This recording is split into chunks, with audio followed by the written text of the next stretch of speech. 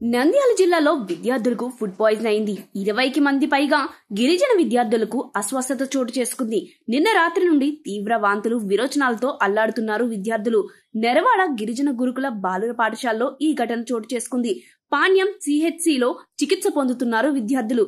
Food poison కు గల కారణాలు తెలియాల్సి ఉంది.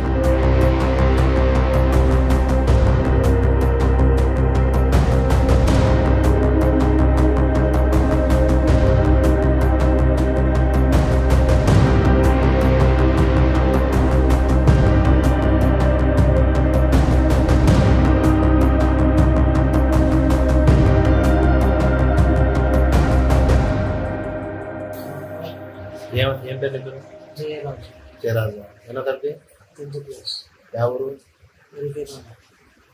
ఏమైంది ఏమైంది ప్రాబ్లం కడుపు నొప్పి ఏం తిన్నారు పొద్దున పొద్దున్న ఇడ్లీ చట్నీ తిన్నాను నుంచా నేను సాయంత్రం నిన్నటి నుంచి నిన్నేం తిన్నారు నిన్న సాంబార్